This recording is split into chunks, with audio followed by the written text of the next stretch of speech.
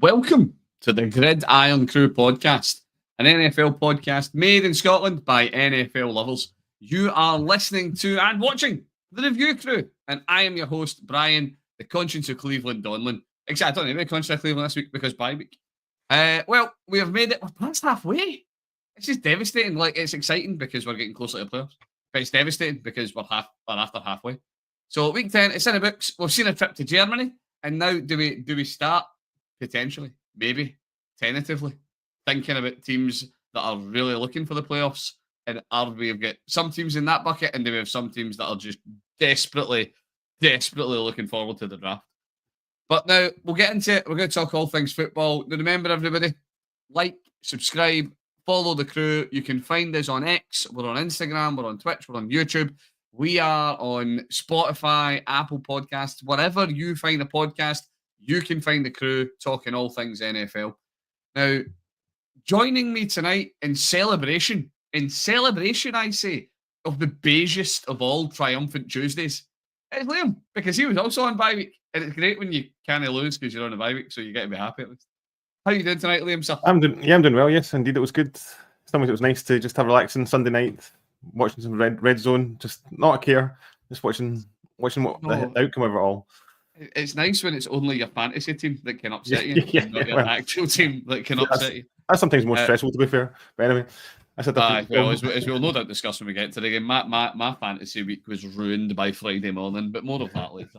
And only a man who actually got to celebrate himself a little bit of victory Monday, and we need to have a heart to heart. Me and Kev, we need to have a chat. We need to talk all things quarterback. At the end of the day, he's the only ego I'd fly with. It is Kev. How you doing, mate? I'm all right, Brian. I'm feeling a wee bit under the weather today, but I'm looking forward to having a wee chat with you guys about the football this weekend, and looking back on that, another good victory for the Eagles. Absolutely. Right. Well, as always, we will dive straight in, and what better place to start than I said that nobody could ruin my weekend, but Stu somehow managed it. It was Thursday night football.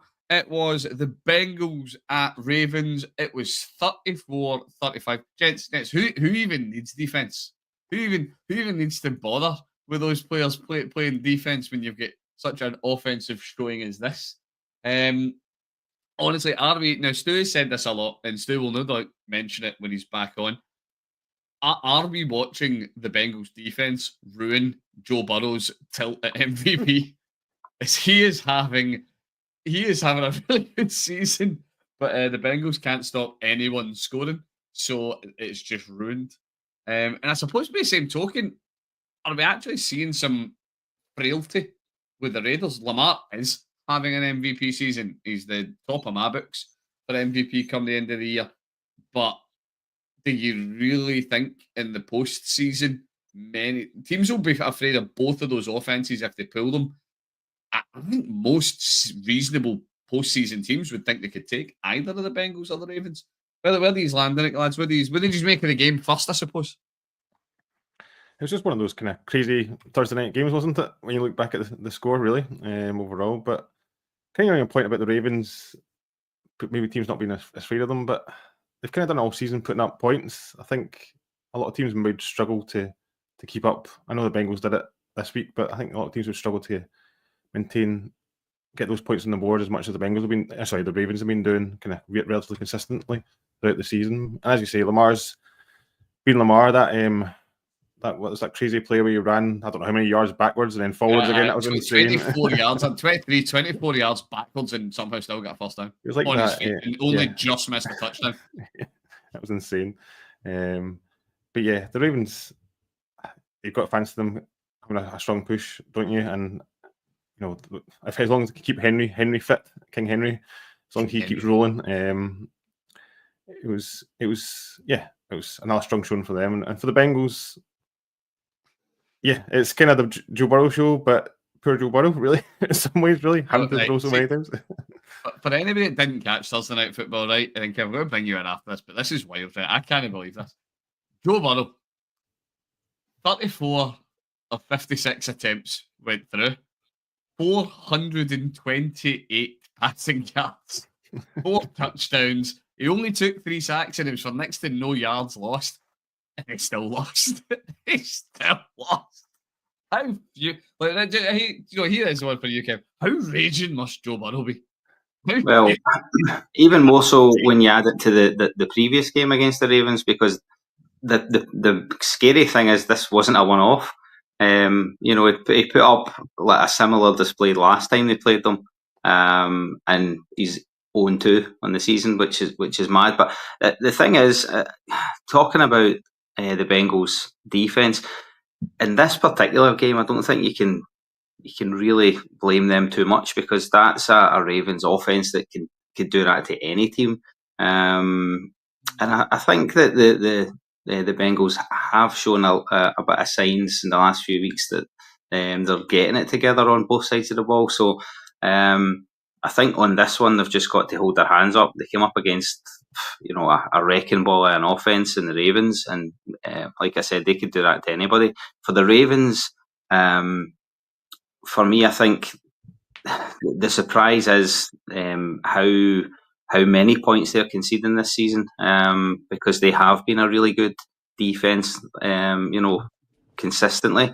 And for me, that's the worry. When you look at the offense that they've built and you see the way that they're scoring points, you're kind of expecting them just to run away with games, but they're losing so many points on defense that could be their undoing, and that could be what stops them going all the way.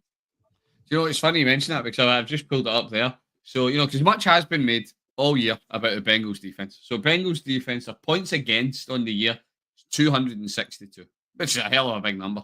We'll give it a wee bit of a baseline. The Browns, so a team who have been turgid on offense, teams have been able to kind of fix it and then spend their time working on what is a good defense, but in the field for 45 minutes, you can only do so much. Browns have conceded 213. So as your baseline, you say, right, the Bengals have got a really bad defense this year, or have had, so they've conceded a lot more. Ravens have conceded 253 points.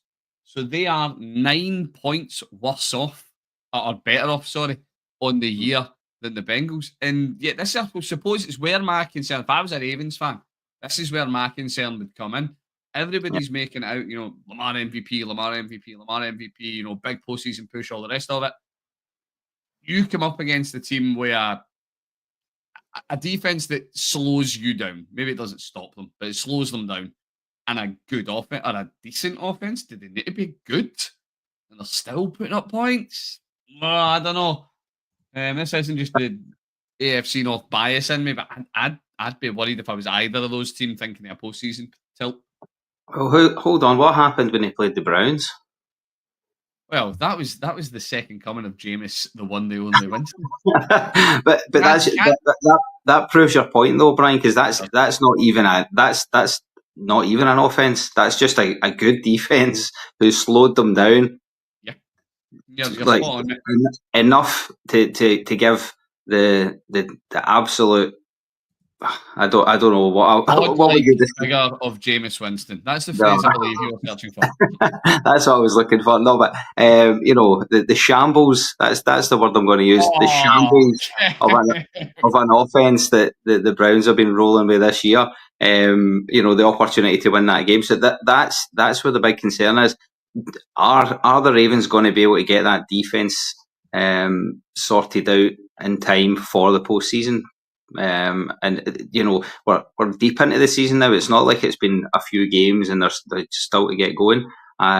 So yeah, it's going to be interesting. The one thing is, though, like last season when they got to the postseason,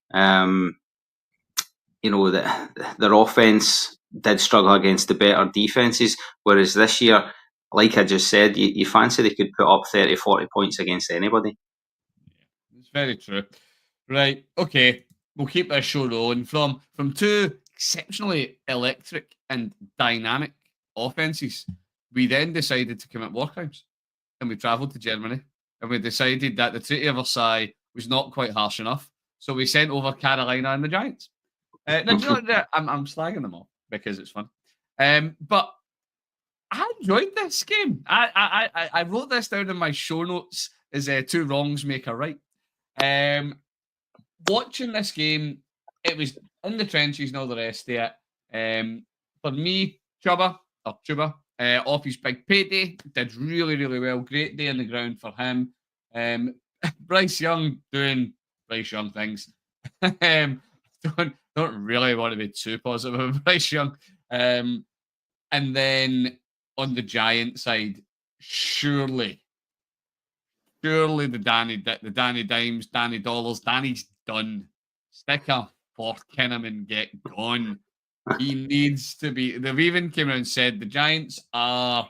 Oh, as I speak loudly and not with that much confidence, I think the Giants are on bye this week. And they have come out and said, they've came out and been non-committal about what the quarterback situation is going to be moving forwards. First, boys, on the game, do you agree with me? Did two wrongs make a right? Did you have a good fun watching this one? It was on a nice, reasonable time for us. It was great. Yeah. We watch it through a day when it was still light outside. Yeah, it was a fun game. I think I said maybe last week that I don't know. I do quite enjoy watching Carolina. I do think that they're quite a fun team to watch, even although they're not that good. But Chuba definitely he's just rolling this season. He's making me regret my trade decisions, Brian. So, sorry, the spectre of Jonathan Brooks is coming for all Chuba fantasy owners. Very much me among them. Well, I don't know if he's going to find it that straightforward to get into the team with Chuba. I said that last week as well. Although he's been talked about, I think that they possibly just ease him in this season, put him into a timeshare at the very at the most, and keep rolling with Chuba. That's what I reckon. But we'll see. Yeah, it'll be interesting. I suppose Sanders got injured, did he not, in this game? So it'll be interesting to see if they do. But as you say, I think Brooks will be a slow burner. I think there's no need to rush him back for meaningful games, shall we say? So yeah. It's a very interesting point because it is that one, I suppose, where if the Panthers were competing, which sorry, denizens of Carolina, if I'm the person to break this news to you, you're not. If they were competing. You would think, they're going to try and get Brooks in. They spent a second on him. Yeah, I'm going to check that as we talk. But they put some draft capital in him, particularly given he's a running back. And you see, you want to get a return on that investment. The early years, running back's a position you do play early. You don't expect these guys to take ages and ages to get going. But the season's a busted flush. Why risk your investment? Or, to play devil's advocate, do they say, well, we just paid Chuba, let's protect that investment, and then the end of the year we'll run out Jonathan Brooks, we'll see what we've got. Is he actually ready for the league? What do you think? Do you see the Panthers trying to play him in, or are you on Liam's side where it's no, actually, I think they're going to be more reserved on that draft investment? I definitely see the sense in that argument that you've put up as well, Brian. But that's why I'm saying I think possibly split the workload between the two. Don't flog either of them. Just try and see what they've got in Brooks, but at the same time, don't bench Hubbard or take him out of the game completely. I think it's going to be probably something like a timeshare, but we'll see what happens. Yeah, I was just going to say it's interesting, like as you say, because now they've paid Hubbard. As you say, they've kind of tried to put the chips in two corners. Like they drafted Brooks quite highly for running back, as you said, Ryan, and now 46th. I've actually managed to double check and find it. So 46th overall. So that's pretty aggressive for a running back. And as much as like Hubbard, he's been doing great, so he deserves getting paid. But obviously that's rare for a running back. I know it's not earth-shattering money, but it's still a reasonable amount of money they've put into him. So now they're trying to, it was interesting when it happened. I kind of thought from a kind of team building perspective, and your cap perspective and your draft, where they're actually going with it. As you say, they just trying to cover all bases and see what they end up with, and just run with that one once they figure it out, maybe. But it's a lot of investment all round on both sides, I suppose, for running backs. Yeah, it's interesting. What about the G-men? By the way, do we agree with me? Should we just be should we just be binning Danny? Should Mr. Dimes be punted? Do you know? I'm actually gonna. I don't even know off the top of my head. I'm gonna pull up the now. Who's sitting behind him in the depth chart? It's not Drew Lock behind him, I think. It's Drew Lock. You are quite right. Should they be making a quarterback switch? They were turgid. If I pull up the stat line for Daniel Jones, he was 22 for 37, so not a horrendous completion percentage. There's certainly been worse. 190 yards and 2 picks. He has thrown a negligible number of touchdowns this year. I don't have it in front of me. I'm not going to find it. It's no very many. Do they just move on, give it a tilt with Drew Lock, see if there's anything they can, a bit of a self-respect they can salvage? Or do they just, I don't know, tinker around the edges and pray for a decent draft? I think it may be a bit of that, but it's interesting. Like Neighbours, they always interview Neighbours after games recently. Like, how you feeling about?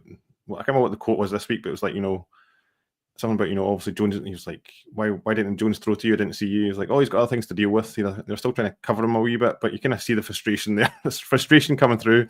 Yeah, Jones. I don't know how much is left in that contract they signed. What they can get out of it. I think they can get out of it this year, at the end of this year, I think. But it's not one for the future, as you say, is it? So do they just keep going and get that high dry capital, get that quarterback, and reset again?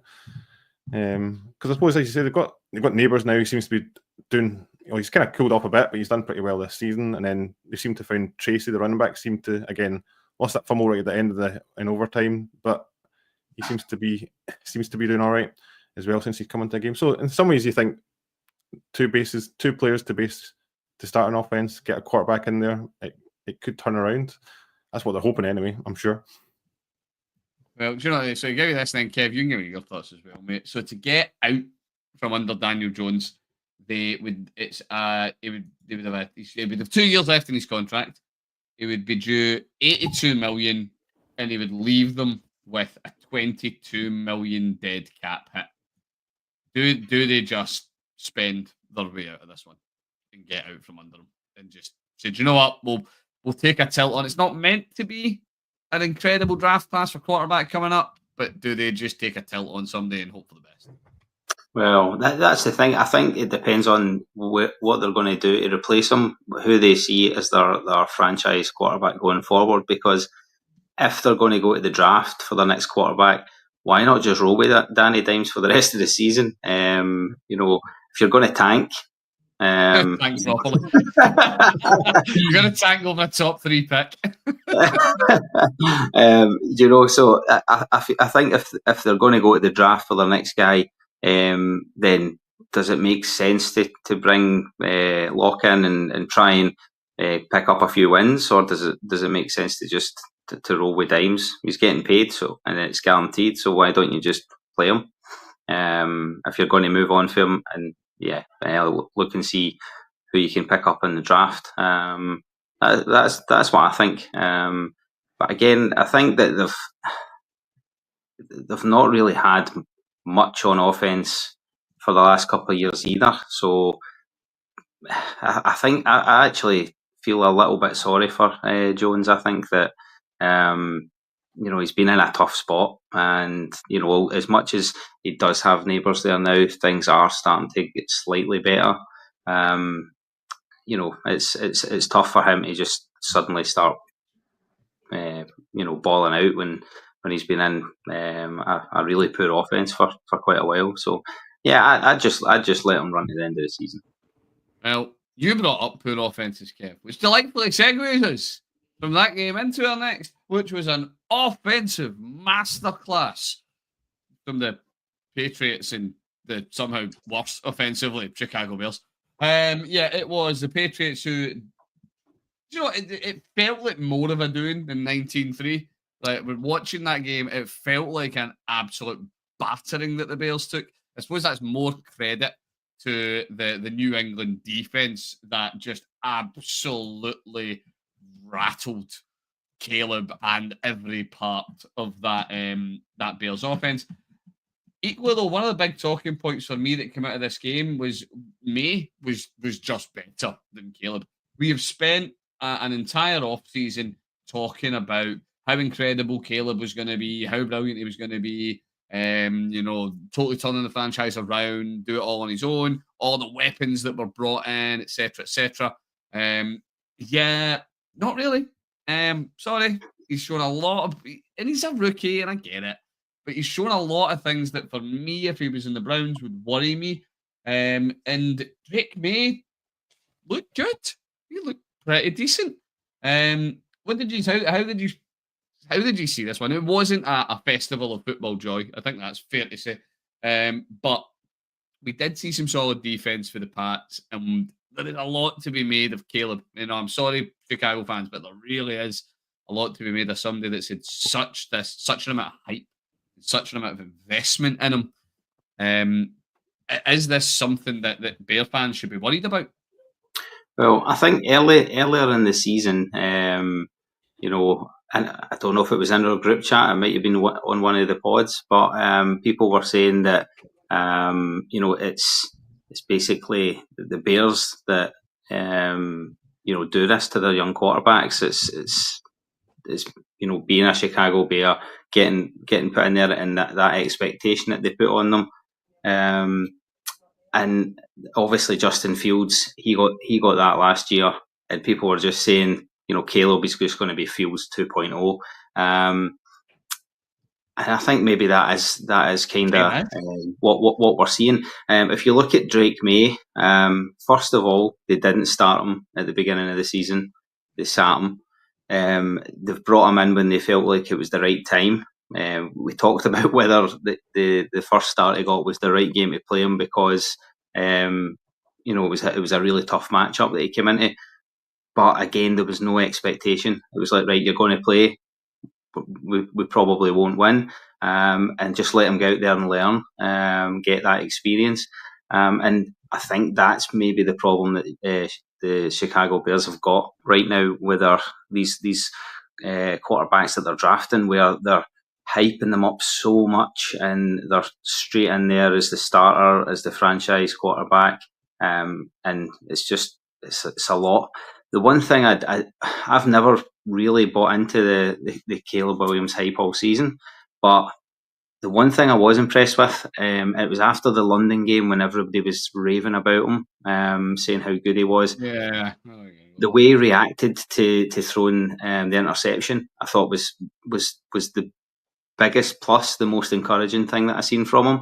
But in terms of his overall play, I've never really been sold, and I think that even that good reaction that he showed, that good mindset, that's only going to last so long if you keep on, having performances like the one he had against the Pats. So they might want to think about maybe sitting him once this season's done, just take him out of the firing line and let him learn a bit more.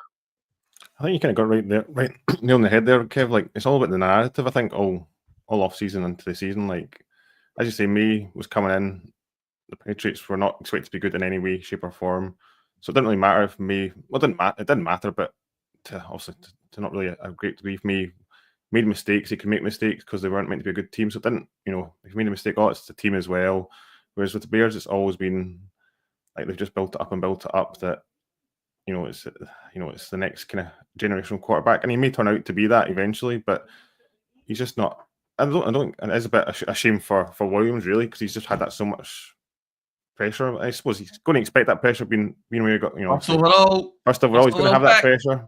Comes to the territory, but he's just like, was it 9 sacks? He got sacked. Like the sacks, he was just getting absolutely pummeled. Yeah, he took one day. I did just feel sorry for him by the end of it. It was just like, and I know like it just seems to be, and I know the Bears have now, I think, got rid of their OC now. Yeah, Shane Waldron's gone. He's away. It's always the first thing person to go before so I feel. You notice always the coordinators, never the head coach. First. That? Wonder why. Yeah. And who hires them? Well, one, I suppose, you made a really good point, Liam, because you look at the stat line for the night. So, Drake May, much medium, 15 of 25, 184 yards, touchdown a pick, 1 sack. which is a beige, meh performance. It's fine. You're going to write home about it. Not terrible either. Walked out with a win. What can you ask? Caleb, 16 of 30, so he's just breaking 50%. His passes going through. Only managed 120 yards. 9 sacks for 51 yards lost. That you can't be taking that. And not, don't get me wrong, I am quite critical of Caleb, and I do think there are times when he holds onto the ball too long and he invites the sacks. It ain't all like that. Some of them he's not getting the protection that he would want. Although I say that the Bears O-line's 8th in the league based on their true pass set grade from PFF. So it's not that they have got like the Browns line or the Bengals line. These are terrible lines. And since we're talking about a game against the Pats, I guess whose line comes up is 32nd. Pats. So yeah, he takes too many sacks, he takes too long on the ball. And I suppose final point in this game before we move on. The Bears have the toughest rest of season schedule going. I'm not going to say too much because obviously the boys in the preview crew will talk about things like this. But looking forwards, they have got Packers, at Vikings. Then they welcome the Lions, welcome the Niners, welcome the Vikes, at Lions, at Seahawks, and they see the season out with the Packers coming to visit. That's 8 games, and I can easily see 8 losses there. Easily see 8 losses. There's maybe one game in that I would say I expect the Bears to win. That'd be when the Vikings come to visit them at home, and more about the Vikings later. That aside, I don't know. How many of those 8 games? How many do you boys see the Bears realistically winning? I'd say that they could win 2, maybe. I would say Seahawks, maybe, and the Vikings at home, but that's it. Yeah, you can always see, like, as much as the divisional games can always go a bit weird sometimes. So you can always see maybe 1 or 2 getting another wee win out there. But yeah, it's not. It's not great reading, isn't it? No. Right. Well, moving on for a team that I think's Goose is well and truly cooked, to one who I've just rolling just the ticket, just quite the thing. The Buffalo Bills took on the Joe Flacco-led Indianapolis Colts. And to be fair, they actually left the Colts alive in this game much longer than they really should have. Closed it out 30-20, but to be fair, at the half, it was only a 1-score game at the half. So, yeah, this is one. Is it a case really where we've got one team that's quite clearly a playoff caliber team, and then we've now disclaimer, Joe, I know you're a listener. I do still love you. What you gave me last season in Cleveland, I will never forget about. But you sucked quite bad, or you certainly sucked quite bad on Sunday. Is that a case we've got a playoff team against a team that's just not there at the moment? Is that really all we're looking at with this game? I think it was definitely a bit of that. I think, as you say, Flacco with his 4, was it 3 interceptions, 4 interceptions? I can't remember how many it was. And 3.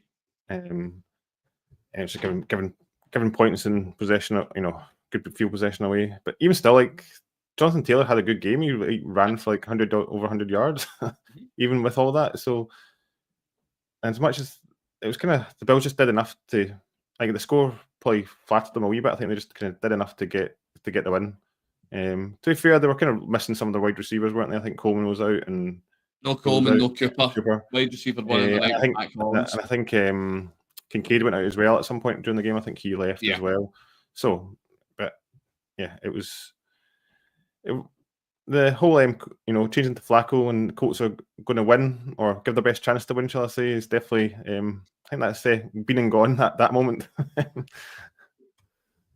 It's another team that I don't know. I suppose this is one maybe for you. This is not. But we're going to move on for this one quite quickly. Not a lot to talk about around this. They'll say Buffalo fans, well done, you beat the Colts. I suppose that best chance to win is really the best. But we've seen Flacco for a couple of games with the Colts. We've seen Richardson for a few as well. Is this a case? Because we did actually just talk about it with Caleb, with Drake, maybe all the rest of it. Is this one where the Colts just said, you know what, Richardson he's not there yet.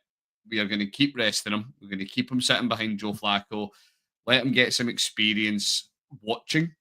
Or do you think that they should say, do you know what? No, the best experience, Anthony Richardson, is going to get the best chance. We've got to capitalise on that investment, is get him back in. Flacco's not giving us wins. So we're as well, if we're going to lose, we're as well losing and having Richardson gaining live reps.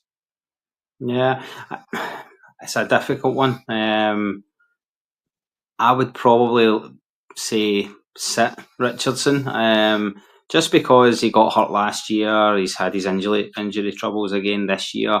I don't think you want to play him in meaningless games, especially not when when he's not really picking up any wins. It's not going to do his confidence any good. And that said as well, Flacco in this game, it's no shame getting beat to the Bills. He did have some good connections with the wide receivers in this match. There was a good touchdown throw to Alec Pierce. And yeah, I don't think it would do Caleb any harm whatsoever sitting behind him for the rest of the year. And Caleb getting traded to the Colts. Sorry, I know Caleb. Anthony Richardson sitting behind him for the rest of the year, and just learning his trade a bit more. I think that would be my choice, and what I would be hoping for if I was a Colts fan. But we shall see. Yeah, doesn't make sense, suppose, for me sitting ragging on Flacco. Flacco did have 3 picks, but then again, Josh Allen had 2. So you know what I mean. It's not all a game of interceptions. Right, moving on. We are going to look at the. This is where I can't count to 6. The third last game that we're going to talk about, the first half of the pod tonight. We had the Vikings at Jaguars. 12-7 win for the Vikes. the return of the Mac. The Mac Jones led Vikings as T-Law was out with an injury. Might well be out next. Give it that one. Want to keep your eye on. Sam Darnold turned into a pumpkin. Everybody loved the narrative. We all loved the story. Sam Darnold comes in and he's rejuvenated in Minnesota, and it's fabulous, and everything's rosy in the garden. Sam Darnold historically gives you 5 games. That has been Sam Darnold's career to this point. You get 5 games. He gave the Vikings 7. They should be happy with what they got and accept it. That's probably what it's going to be for now. I don't know if you guys had any big thoughts or takeaways for this game. It was certainly one that the Vikings squeaked it, but it was a Mac Jones left Jacksonville Jaguars who are atrocious. So I don't really think there's much they can take away for that one that's too positive for me, unfortunately. No, I think that's exactly it. The Vikings get away with a win, but it was not a pretty game all round from anyone, I don't think. And Darnold, yeah, the 3 picks, I think certainly at least 2 of his picks were pretty bad. So yeah, but you kind of feel the coaching staff, the coaches there, like, can they kind of reset a wee bit and get back on an even keel? You think now they're getting healthier. Hawkinson in there, and also Jefferson always in Addison now. But then maybe a bit on the offensive line. They lost their left tackle. Was it last week or the week before? And they had to they traded for the Jaguar. Can't remember his name now. Jaguar left tackle. Is it just that he's now not quite got the protection he once had? So he's kind of rushing it all a wee bit more. I suppose time will tell. See if this becomes a bit of a trend or not. But yeah, it wasn't a pretty game to watch really. Mac Jones didn't do much either. He got his rushing touchdown. Mac Jones was Mac Jones, and and it was just a crazy play at the end. The Jaguars giving away that penalty at the end when the guys trying to punch the ball out and just punching. It was like a way to lose a game. It was crazy. I'm going to be honest, I felt bad for him. It's the rookie. I know what he's trying to do, but he was just going and going. It's like, stop. You understand what the thought is, but no, that's not how we do this. I don't know, Kev. Did you have any big thoughts on this one? I'm sorry. This Vikings fans, Jags fans, it was not an instant classic, I'm afraid. No, I just think it's interesting what you say about Sam Darnold. I feel as though that's just a kind of theme around the league. See, when a team's got issues at quarterback and they bring in a veteran quarterback, they do seem to like kind of ball out for about 4 or 5 games and then just fade away. I don't think that's necessarily a Darnold thing or a Vikings thing. I think that's just kind of tends to be what happens. And unfortunately, it looks like he's running out of steam. Yeah, let's see. Last year we had the astronaut. Josh Dobbs with his little meteoric rise, and then he fell off miserably. For the Vikings. And you had Flacco. I'd say, Flacco didn't fall off last season. At least he fell off this season. But yeah, it is one you know what you're getting with these guys, and it is the blessing and the curse, as you say, Kev. You bring in a veteran. The good news, you know exactly what you're getting. The bad news, you know exactly what you're getting. So is everyone else. Right, okay. Second last game. Do you know what? I'm gonna change the order from what I said to you two before we came on here. And we will talk about the Saints Falcons next, and I'll save what was one of the bigger games of the weekend to close out the first half. Saints beating the Falcons 20-17. MVS lives. Who knew that? Who knew MVS was still a thing? One of the bigger topics, and again, we were talking about this everybody before we came on here. It's one of these things in the league that just doesn't make sense to me. This is obviously a big sports psychology thing or something like that. You fire your head coach. You bring in somebody on an interim basis, and every single game, the first game, they win. Like, this doesn't make sense. Do you know what? I am waiting for a team like this is the price that the somebody will pay for a Super Bowl. They're going to have like a Hall of Fame head coach. They'll win the AFC, the NFC Championship game, then they'll sack the head coach, bring someone in on an interim basis so they win the Super Bowl. Just for the bowl. Imagine how crazy that would look. Again, one I suppose when I was going through this one, another one unfortunately falls into the barrel of I'm not going to call this one an instant classic. The Saints did break their losing streak, which is good for them. Kirk Cousins had a decent day as much as he was on for a loss. It was a really strong first half from the Saints, which was nice to see. Any big points for this one that you boys were spotting when you were watching along?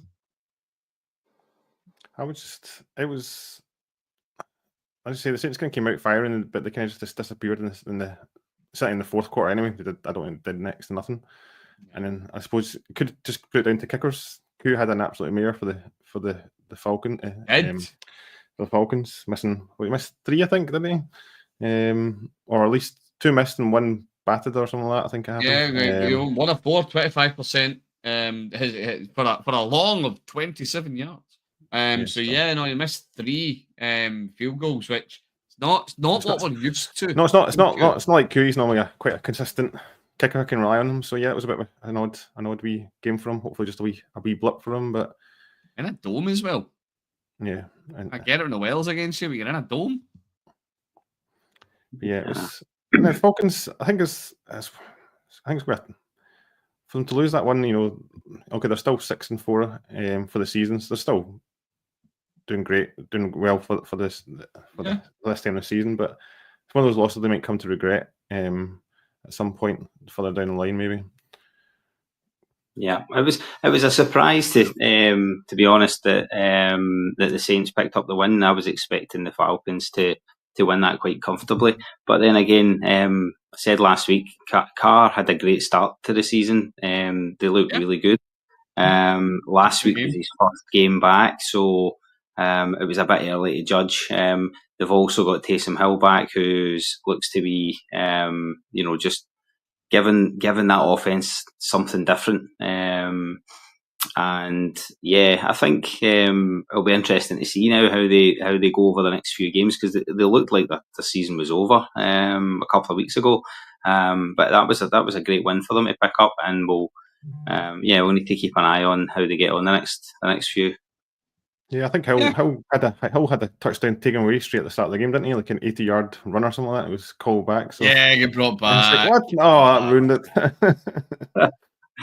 I thing do you love hate to see. Will. He's the most frustrating player from a fantasy perspective in the world because Yeah. you never really want to bench him.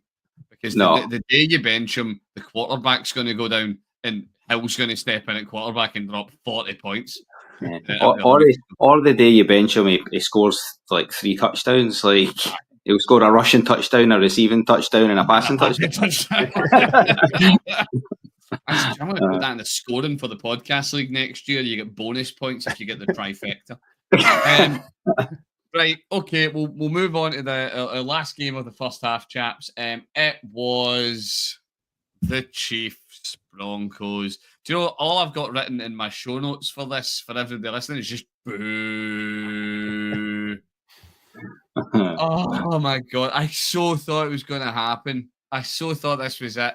The Chiefs are genuinely, and good teams make their own luck. I need to preface everything I'm going to say with that. Good teams do make their own luck. You can't just turn around and say that they have nothing to do with it. Plays need to be made and all the rest of it. But my God, that was lucky.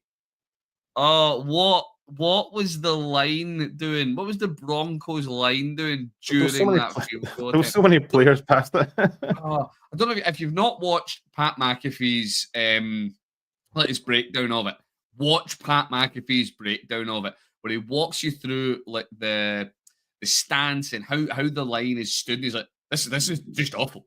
Every part of this, he's obviously going to get steamrolled here by standing like that.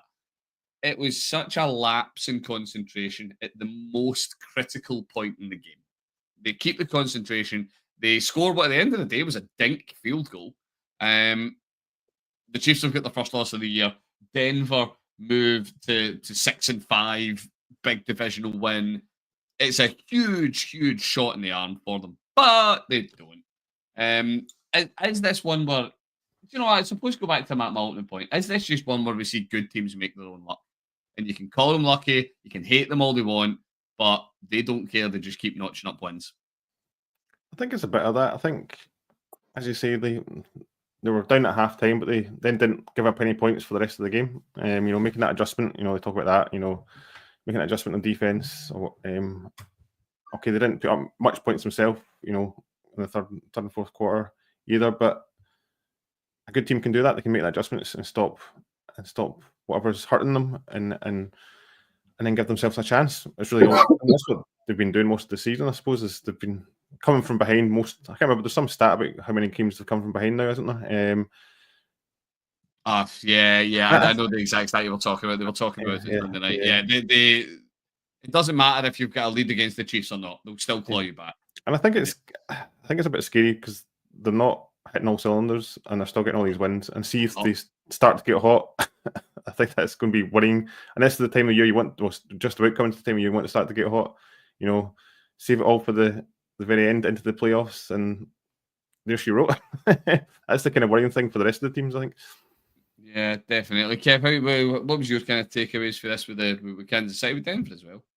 Yeah, I think my notes were the same as yours, Brian. Just boo. I was sitting there watching the final drive for the Broncos, and I was thinking, get it up, you studs. We shout out the studs. We shout out the studs. Stop you. I think he,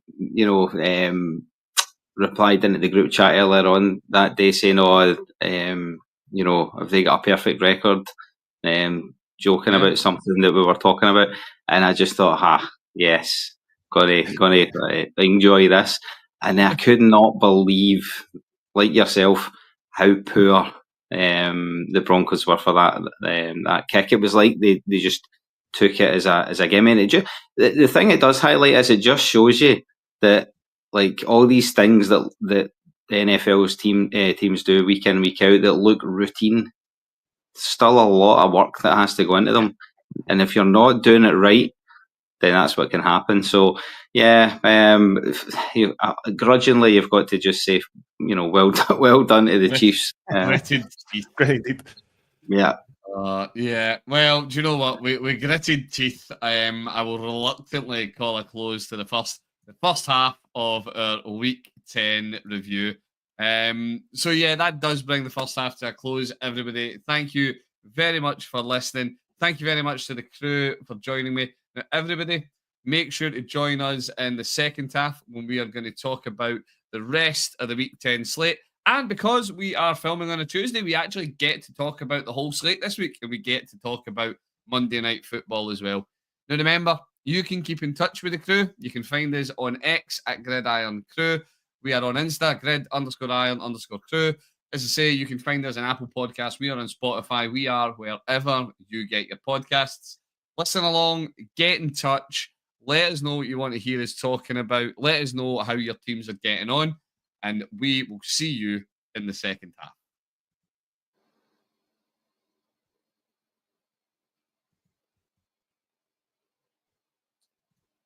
Welcome to the Gridiron Crew podcast, an NFL podcast made in Scotland by NFL lovers. You are listening to and watching the review crew, and I am your host, Brian, the conscience of Cleveland Donlan. Well, it is time to kick off the second half of our Week 10 review.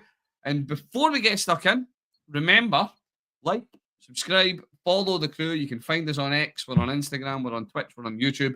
We are on Apple Podcasts, Spotify. We are wherever you find your podcast, wherever you want to listen to everything happening in the NFL, find the crew. Right, well, we're going to get stuck in. We have opened the first half through our fantastic Thursday night football cavalcade of offense and ruining fantasy dreams left, right, and centre. We went to Munich for a gritty but entertaining game, and we went anywhere and everywhere else around Sunday night's early slate of games. We are getting close to drawing the early slate of games to a close. As I said that, and I think we are drawing the early slate of games to a close. We are going to move to San Francisco playing the Tampa Bay Bucks. It was Niners 23, Bucks 20. My notes in this one, guys, I really just looked at it and went, Baker, right, I love you, Baker. This doesn't need to be said, but I do love you, Baker. He's doing his best with what he's got available. He's stiff-arming defenders to get passes away. Yeah, but at the end of the day, the Bucks and the Niners for me are two teams at opposite ends of a very, very tricky situation. The Bucks are getting hurt bad, and they are just losing pieces on every side of the ball, and the Niners are getting healthier and healthier and healthier. What do we think? Are we seeing the Bucks have had a great start to the year? They're so I've lost the Bucks record. They're sat. What's a smooth transition? They're sat 4-6, so they've dropped to 4-6. They've dropped below 500. Or they've continued to go below 500. The Niners have moved up to 5-4. Is this a case where the strong start to the year we've seen from the Bucks? At the end of the day, you can't beat injuries. They take a toll on every team occasionally. And the Niners are, you mentioned it in the first half, Liam, are they a team that's starting to get hot at the right time? Are they getting the pieces they need back? And we're going to see them grow and kick on from here. Yeah, well, touching on the Bucks, first of all, I think you're dead on. I think it's the injuries, losing when he lost Evans and Godwin in the same night or whatever it was. It really has derailed their offense. And to be fair to Baker, he's doing everything in his power, as you say, stiff arming Bosa. Down you go, son. That was a crazy play, and it was pretty impressive. But then like you look at the stat line, they're White, the running backs, they're kind of top receiver. Fair enough. White's a good kind of catching running back, but you don't really want that overall, do you, to try and beat the 49ers? It's not really how you're going to win it, and they're just kind of, but they hung in there right to the very end, and that's, you've got to give it some credit to, as you say, to Baker, and really probably the coaches as well to try and keep them so close. Obviously I know the 49ers missed a fair few field goals. We talked about some field goal misses earlier on as well. Like that, they had 49ers CMC back. He looked good. He didn't look like he missed a step. I don't think it was the craziest stat line in the world, but I think, he had near enough all the rushing. I think he maybe was out 1 or 2 plays and that was it. He didn't really so much for easing him in. Just go with He it. had a modest rushing return in the day, but his receiving return was excellent. Yeah, and that's what you get from CMC. That's what he's so fun to watch. He can do it all. So, and then they've got their rookie wide receiver got a touchdown. The Pearsall got a touchdown. And Jennings did pretty well as well. Having lost Ayuk, they seem to have kind of weathered that storm with the other wide receivers. And obviously Debo's still doing. He's not having a great season, but he's still Debo. He's still going to cause that threat. So that's what struck me. I think watching the Niners just having CMC back, I just think it opens up like the rest of their options. The rest of the receivers just suddenly seem more free. Because I think that was the best I'd seen Debo look this season, if I'm being honest. And like you say, they've got the young rookie getting a touchdown and things like that as well. I think CMC is such a big loss, and the fact that that they're in the position that they're in right now, with a fit, rested CMC coming back in for the running, that's a scary proposition. So I think they'll be there or thereabouts this season as well, when it comes to the championship game. It's an interesting one because, like you say, it's CMC, right? So by Christian McCaffrey standards, he didn't have an electric evening. 13 carries for 39 yards. There was chat that they were going to try and limit his touches, his carries to around about, his touches, to around about 21 touches, which, to be fair, he did 6 receptions for 68 yards on top of that. So, yeah, he came in with 19 touches to the ball. So they held true to that. And, yeah, they're easing him back in and all the rest. But he's just this threat. He's just this threat on offense that doesn't actually matter if you target him because you must account for him. Yeah. Because if you don't account for him, he's going to gash you for some ridiculous touchdown home run. And then, yeah, like you say, Kev, it means that Debo, Pearsall, all of these other, Joanne Jennings of the day, Joanne Jennings came in with 93 yards. All of these guys have flexibility that they can then hurt you because, you can't watch everyone at the same time. It doesn't work that way. And yeah, as you say, Liam, with the poor Tampa, Rashad White, K-Dot, and they're two number 1 receivers. Okay, yeah, Kelsey, we all love to have a receiving tight end. It's fabulous.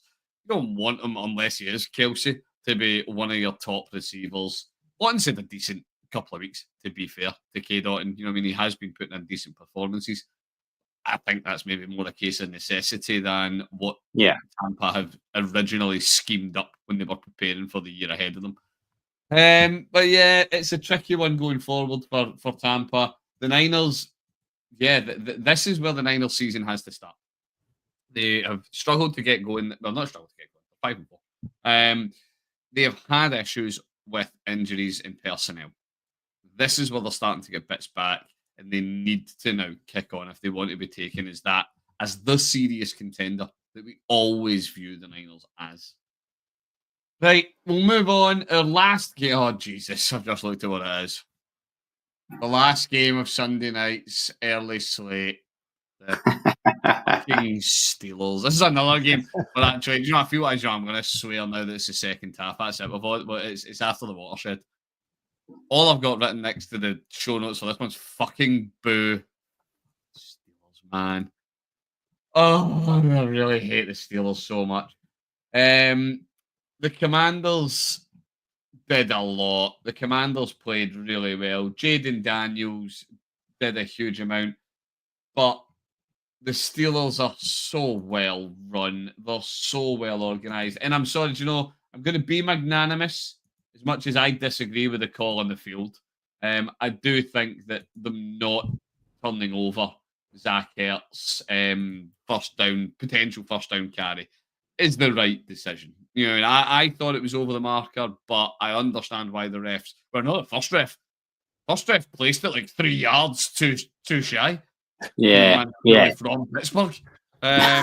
The other refs fixed it though and put it in. Aye. He was out by an inch, and there wasn't enough to overturn it in the video. I get it, but fucking makes me sick. But see, that's crazy though, because see if that's a review for a touchdown, the ball's broke the plane in the first, and then he's went back. So that gets taken back over it. Yeah, it's He's funny how taken it back. the rules change in it. and then get stopped if it's for a touchdown. He's caught it and it's over the plane, but then his momentum's taking him back, ahead of the first down marker, and that was the game right there, wasn't it? That was it. But I must admit, as much as I've enjoyed seeing the Commanders play this year, they're playing some good football. Great to see a young rookie quarterback balling out. It was about time that they lost a game because I'd quite like to win that. There's no rival right there, is it? No ulterior motives behind that comment. No, I'd quite like to win this division. Yeah, I was actually starting to sweat a bit. So, hopefully we beat them next week. We get ahead of them. That will do just nicely. And again, I'm being very wary of stealing Stu in the preview cruise chat. Next week's fucking huge. What a game! I'm really looking forward to that. Me too. I'm sorry, I'm picking No, your tail. What were your take? As much as I suppose Daniels, I think it was Daniels' purest game, I suppose, overall. He still wasn't bad. Not saying it was awful or anything like that, but it's kind of not quite as kind of doing the kind of not as electric as he has. Yeah, not electric, and I know he's kind of still probably nursing that injury, whatever that rib injury was. He's not quite getting the rushing yards he was doing at the start, but it's maybe a wee bit of starting to get a bit more tape on him, starting to see what he's doing a wee bit more, possibly. But fair play, still fun to watch, and then the Steelers just getting that break at the end. I suppose getting that Williams touchdown, and then who was it? Was it Newton that jumped off at the very end? That's the play I was talking. I've misspoken about a play earlier on in the pod, and that was the rookie I was talking about earlier, who I did feel bad. Yeah, it was the epitome of a rookie mistake, and you seen all his teammates after the game with him in his sidelines, taking him aside and comfort him, because the only thing he couldn't do was jump. Yep. If he just stayed still, you've got a shot of winning the game. Yeah. And he a Hail Mary throw. But I get it.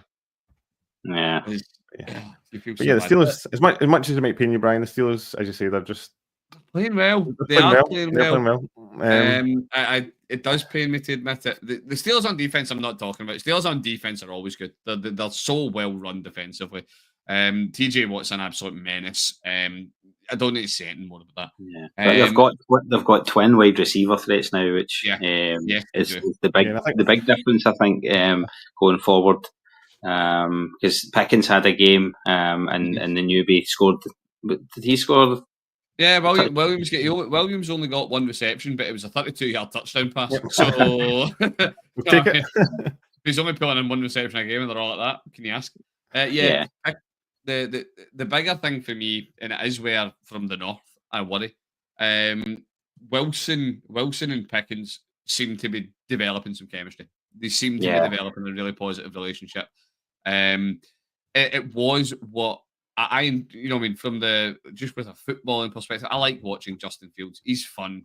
He is fun to watch. Yeah. I don't think he's an NFL starter, unfortunately, but he is fun. Wilson looks like Wilson. He looks like Russ. He's throwing accurately. He's throwing on time. It's quick. It's efficient. He's getting those connections. Is he going to be, vintage Super Bowl winning Russ? Hopefully not. For non-AFC North reasons. I wouldn't be shocked though. This is the kind of player that Tomlin can get a lot out of, and that unfortunately is not a good thing for me. Yeah, I was really surprised early on the season when they did go with Fields. And do you know, to the extent where I felt like I had Russell Wilson in fantasy somewhere. I was so disappointed that that Caleb was made the starter. Justin Fields, sorry, was made the starter. I keep getting all these young rookie quarterbacks mixed up. You just want Caleb on huddles of teams. Yeah, but no, yeah. So I was so disappointed when they made Fields a starter. I felt like I had Russell Wilson in fantasy. Turns out I don't. But I just really wanted him to get the job. So I'm pleased to see him coming in. And yeah, like you say, that he's starting to make those connections, and they're looking pretty dangerous. Yeah, it sucks really bad. Right, okay. Yeah, I mean, no apologies for my biases. Right, moving on. So that drew the early slate of games to a close. We then moved into Sunday Night Football, and sorry, Keith. It was Chargers Titans. Chargers taking the Titans 27-17. Will Levis is good for 1 quarter and 1 quarter only. You get to choose 1 quarter per game that Will Levis is functional in. That is it. Yeah, the Titans are a bit beleaguered this year. I don't think it's unfair to say. The Chargers are looking good. Chargers are, I mean, it is that ground and pound offense. They moved the ball about in the ground. This weekend we had the return of the Gus Bus. He came back, split carries with J.K. Dobbins, who really had that bell cow role nailed down. But now that they do have Gus Edwards back, looks like that's probably going to be a bit more of an even split in the backfield, which is probably for the best because J.K. Dobbins' health is not something that is that's reassuring for most. He does have a habit of getting himself hurt quite a lot. Herbert putting some stuff up in the ground. Bit of a quieter one receiving, but then again, when you're running away, 6 points ahead at the half, and then you never drop behind again, don't really need to be putting it through the air a lot. Don't know. It was this for me felt like quite a straightforward one. You know, maybe a bit like when we were talking about the Bills game earlier. This was a playoff-ish. I don't get too excited with the Chargers, but a playoff-ish caliber team playing against a draft-happy caliber team in Tennessee. Yeah, I was going to say that it had the same sort of feeling as the Bills game for me as well. It was quite comfortable, albeit they weren't, they didn't blow them out. But I think I would get carried away by the Chargers. I think they're quietly going about their business, and I can see them make the playoffs. Keith will shout makes I'm going to talk about postseason. Can you see them doing much in the playoffs though? Well, that all depends where they wind up and who they play. But yeah, I mean, I agree they'll get there. I agree that they're a postseason team. I just see them being one and done. One and done. I mean, I like watching them this year. I think that on their day they'll give anybody a game. So yeah, I would say they could be a dark horse. There you go. Kev's called it. Chargers Super Bowl. I think that I was going to say that because the defense is playing really well. They're not putting up keeping teams below 20 points most games. And Herbert, had a good game rushing this week. But it's kind of weird because you kind of feel Herbert of old. You'd be flinging it about everywhere, getting he's not had to do that, which is probably a credit to the scheme and what their defense is doing for them. But it'd be interesting to see if they have a game where a stronger offense they're up against, they're having to keep up with them. Whether Herbert will get that opportunity just to kind of let it loose a bit, because you think feel he's just kind of his game, not in a bad way. He's game managing, like he's been told probably to game manage it. I think, and it's working for them. Himself at the moment, yeah. So yeah. There's nothing wrong with game managing with a lead. That's definitely. I've always found that really funny as an insult. Oh, he's a game manager. Oh, he's like Tom Brady. It was always Tom Brady. Tom Brady, the game manager. It's not great. He's just game manager. Game managed Super Bowls. Game managed. You don't game manage championships. That's it. You just win those. Yeah, I agree. Herbert, as somebody who owns Herbert in at least one fantasy league, I'm very disappointed in him because his turnouts for fantasy are terrible. But if I was an LA fan, I would be certainly not displeased with how he's been turning out. Right, moving this one on with the next game. Now, from a game that wasn't particularly electric offensively, to a game that, at least for one team, was absolutely incredible. Kyler Murray is a thing. Do you know what? I'm just going to lead with it. Kyler Murray, 22 of 24. He missed 2 passes all night. 22 of 24, 266 yards and a touchdown. He put up another 20 yards and 2 touchdowns on the ground. Have yourself a day, Kyler. That was great. You say that all out loud, and it actually doesn't sound like that impressive a stat line for how excited I was by it. I thought Kyler looked fantastic in Sunday night. I really enjoyed watching him play. And we'll talk about the other half of that match in a minute, because that's a whole different type of storytelling. What did you think? Thinking about the Cards, I suppose. They're sat there, they're 6-4. They're looking pretty decent at the minute. Kyler looks like he's finding a wee bit of a head of steam. He looks like he's finding some form at the right time. What do we think? Where did you guys, or what were your guys' takes on Arizona? Say all kind of season, it's been a bit consistency for them. I think they've been a bit up and down, but like they're 6-4 now, so that they seem to have kind of sorted that out. And like last week, Murray didn't have to do anything; it was all just about running the ball to death last week. But now this week, as you say, he puts up that stat line. And also gets his rushing touchdowns. So he's not had loads of this season either, but he's can still run around like the best of them. So yeah, it's they're definitely moving. It'd be an interesting team to watch to see where they can go. Can they get a bit more out of Marvin Harrison? A bit more. McBride, the tight end, he had a crazy play where he hurdled. He shed a tackle and hurdled another defender. That was a great play. But he did his huddle going forwards. So it's only half a hurdle these days. Yeah. If you're not backwards or sideways, why even tell me?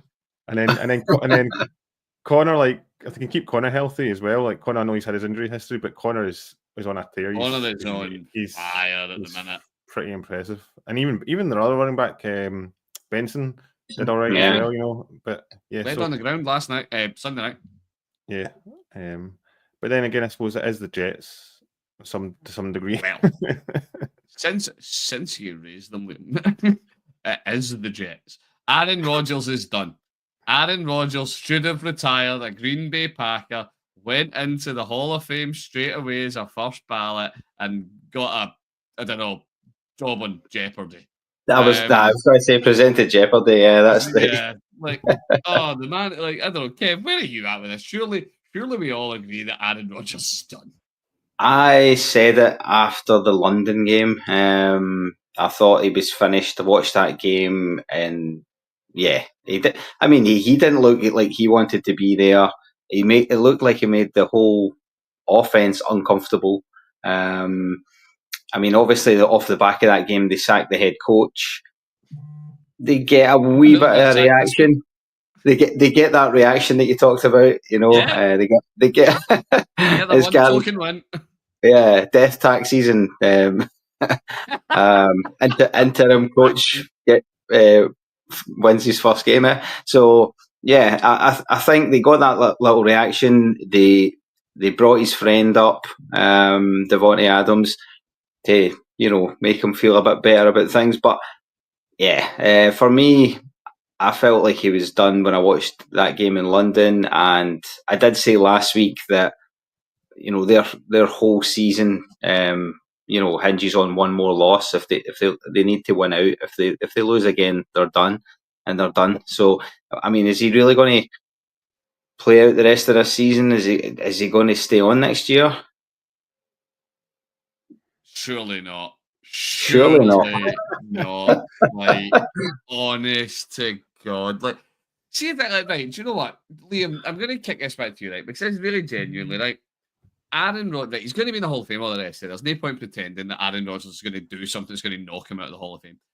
Is he tainting his legacy, though, with this absolute tire fire of a year? If he went on and had another tire fire year with the Jets, he sticks it out. He plays as he turns, I can't remember if he turns 41 this year or if it's next year. He turns 41 and he's even worse. Is it all of a sudden that's some of the stuff that people then remember, and some of that legacy, the good times in Green Bay, get not forgotten? I don't want to say that, but they get diminished. Is that a thing? It's hard. I think there will be some degree of it, but then not to harp on the Jets. You could just blame the Jets organisation for it all. I No, suppose. I mean, I don't think so. I don't think it will like taint what No, he's I think not achieved in his overall. career, or nobody's going to forget how good a quarterback he was. For me, I just wonder why he's doing it. Like, why? Is it ego? Is it because Brady went and won another Super Bowl in Tampa, and he wants to go and prove that he can do it elsewhere, and he can still do it when he's in his 40s? Is that what it's about? Because, like, really, it just doesn't make sense to me that he's still trying to play. I'm just glad we got the good years and we Yeah, moved on. we had the good times. I think he went like a vision quest. He took like all those mushrooms, and that's what they told him. Well, that's what his hallucination said. You must go to New York. Go to New York and win. Except the vision meant the Giants. But the vision meant play ice hockey. Yeah, it's honestly, Aaron Rodgers, please listen to this podcast and just listen to me retire now, mate. Retire now with some dignity. Right, move on to the closing of Sunday Night Football. It was prime time. It was the Eagles hosting the Cowboys 34-6. The sun was in everybody's eyes, and Kev, I need to say it. There is a chance. Not saying it's definite. Saying that there's a chance. Jalen Hurts may not be just a guy. Enjoy it. That hurt to admit. I'll bet. Do you know? See, to be fair, I'm actually going to put this game into the same bucket that we were talking about with the Bills, that we were talking about with the Chargers. This is. And don't know the Cowboys, yeah, they've just lost Dak for the season. That's confirmed. He is now done for the year. He's getting surgery. Even with Dak, the Cowboys were floundering, if I'm generous.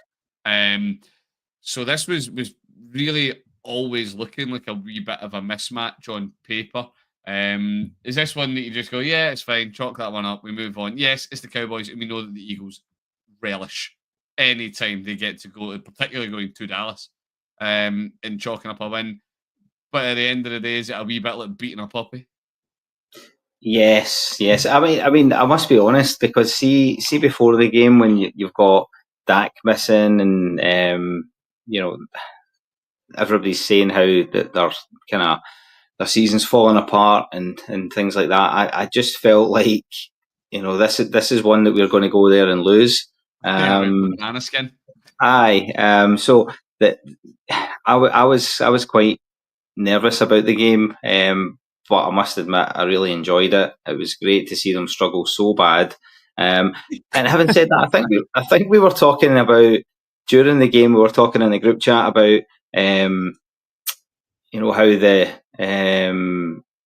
the Cowboys' defense was terrible, but I actually don't think the Cowboys' defense was terrible. I think they've got their defense to thank for it not being a hell of a lot worse. I mean, Micah Parsons, he had a bit of a game, despite the numbers that we put up. So yeah, I think that overall, yeah, just a really good win. I love Saquon's now. He's going to get nicknamed Twister or something like that, because like he just those spins that he does going by defenders. He's like a tornado, like twisting his way through defenses. So just all round great day. Everything's looking on the up for us, which is what I'd hoped for at the start of the season. Never necessarily expected it, but I did hope that we would learn Kellen Moore's offense. We would get better as the season went on. Hurts would improve, and all of that seems to be happening right now. And yeah, like you say, just don't get too carried away. It's only the Cowboys. Everyone in Dallas is fucking raging at that comment. Kev's now not allowed in Texas. Liam, I suppose for you looking kind of on at this one, is this just a case of we are watching just an utterly spectacular collapse from the Cowboys. Yeah. You know what I mean? We're like pre-season, most people were not Kev, obviously. Were projecting the Cowboys to do reasonably well this year. You know what I mean? Most with that got paid, CD got paid, all the rest of it. Everybody was expecting some pretty big things to come out of this Dallas team. And yes, okay, they host the Browns, but come on, it's the Browns. And I'm allowed to say that. It's really just not been a good year at all. They're sat there, it's 3-6. They've only mustered 177 points for over 9 games.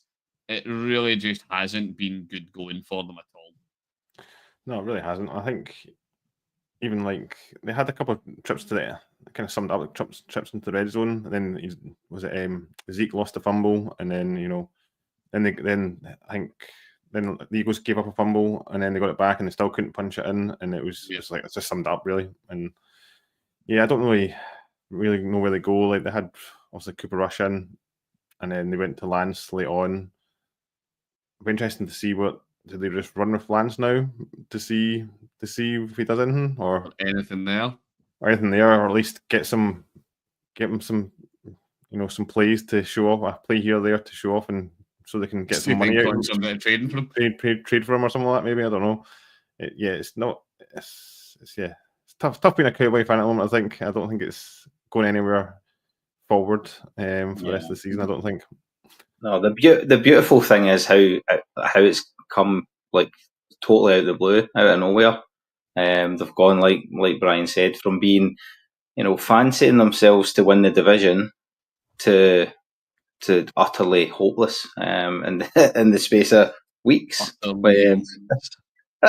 So it's been absolutely joyful to watch. Yeah, it's well, but to be fair for Kev, it certainly has been. Right, so moving on to the final game of Sunday night. Before we actually get to talk Monday Night Football, which doesn't happen all that often. So last game Sunday night, we had the Lions against the Texans. Pick.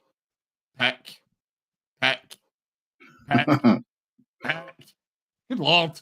You look at games where talk about winning through adversity. 7 total interceptions, 5 for Jared Goff, 2 for CJ Stroud. Lions walking away 26-23 victors. Moreover, though, more importantly for me, this is where I want you boys to come in. Shutting the Texans out in the second half. Texans walked into the half 23-7 up and lost. Is this a case? I get to maybe redeem myself actually, since I called in the preseason that CJ Stroud wasn't going to be quite as good as he was last year. Is it now a case where the teams are now finally catching up with the Texans, or is the Texans relying on not bad receivers, wide receiver room in the Texans, even without some of the top targets is still good, but they're missing some of the elite pieces of that offense. And it was just a show of grit and determination for the Lions to breathe. Yeah, I mean, I think last week I said that the Texans seemed to fade later in the game, and I think it's obviously same again here. And I think that's maybe down to the fact that they have less options, and you can't just keep going at the same guys like for four quarters.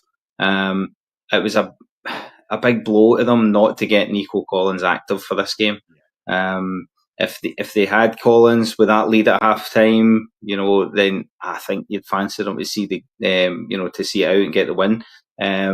But losing Diggs, having Tank Dell is your main threat, and then not having Collins there to back him up, or Collins stepping in and having taken the lion's share of the targets.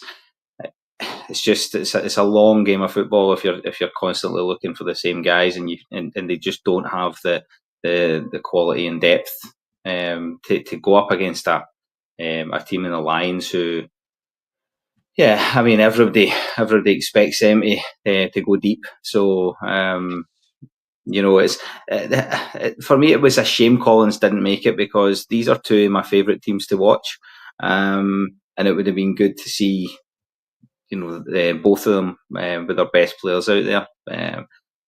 But yeah, I feel a little bit for the Texans right now, but I'm sure they'll be all right. Well, Liam, I suppose on a scale of 1 to utterly furious, how gutted were you when the Lions somehow managed to turn this one around? Very. I won't lie. I stayed up to watch a bit of it. I went to bed at halftime thinking, "Good, the Lions are losing. It's looking reasonable." But especially after the Vikings scraped their win through this week as well. So I was like, "Give us something on our bye week." But yeah, but fair play to the Lions. Like, as much as I say that, yeah, fair play. That's making a good team be able to get a win like that to come back. As you say, keeping the Texans to scoreless in the second half. When the atmosphere in there sounded pretty electric. The kind of vibe they were getting in there was crazy. And to kind of especially with all those picks still going on in between times, still get through. Yeah. All right, what I will say, as much as Goff is credited by the NFL with 5 picks, as I obviously have this, Bill, I'm taking one off. It's only 4 picks. We're not including the one at the end of the first half. You don't count Hail Marys at the end of the half or the end of the game as interceptions. That's not how that works. Surely we get to change the rules there. But as we've said before, and we will no doubt say again in other crews, this is what good teams do.